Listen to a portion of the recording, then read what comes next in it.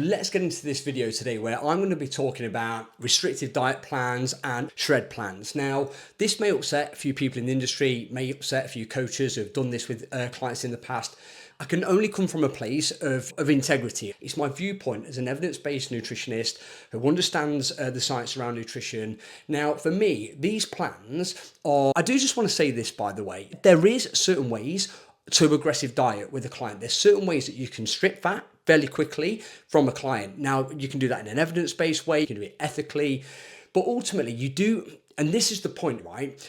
You have to do that with a client who is ready to do that. And a lot of people who come into the world of dieting, a lot of the time, this way of aggressive dieting or this way of dieting is not for them. They have not built that relationship with food. They've not built that mindset around food that's going to put them in a good position to go through an aggressive phase of dieting that is going to serve them in the long term, where they're going to come out of that the other side and be in a better place. And that's always got to be the key when you're working with people in general, but certainly for me in fat loss as a nutritionist. You've got to leave people in a position where, whatever result they've got, they can hold that result and they can continue the rest of their life, not going from diet to diet. For me, the issues are, people get put on these stupid shred plans without the coach knowing or without the coach caring, which is the scariest bit for me. It's just, thanks for your money, let's get you on this program. A lot of the time, these coaches don't understand the psychology around nutrition. They don't understand the mindset of people coming into these diets who are desperate, will try anything. Bad relationships with food, could be on a borderline eating disorder, which is a super intricate area that you have to be so careful around. They throw them into these diet plans, and when they can't last after a week's worth of restriction, it's like, you just didn't want it enough, it's your fault. The onus is then on the client for failing this diet when they've been set up to fail by the coaches who have put them on these diet plans because they've not done any preparation with them for this plan. They've not done any work around mindset to get them in a position where they can go on this pretty aggressive diet and make it stick and then come out of it to the other side in a good place and hold that result. And that's a frustration for me in the industry. There's so many people out there throwing these crazy diet plans out there, throwing all this madness out there, and they've got no clue of what they're actually doing. They've got no clue of what the actual science entails of delivering a plan like that. There are evidence-based ways where you can aggressively diet a client in a very effective way, like with some unbelievable results.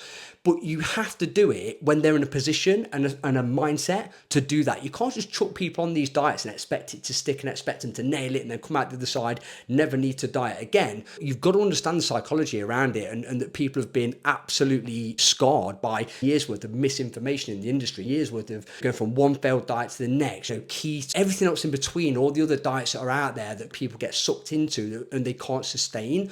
So for me, it's just a massive thing in the industry. Like, it's really frustrating to see people thrown on these crazily stupid restricted diets by people who don't understand nutrition. They don't understand the psychology around it. They're working with people who potentially have a disordered eating pattern and potentially are on the edge of an eating disorder, and they go ahead and plunge them into these diets without any care for what is going to happen to that person after. If they do it, great. If not, don't matter, we've got the money. And I know that sounds bad, but that's just the way of the industry in a lot of places, and it's just got to be better than that.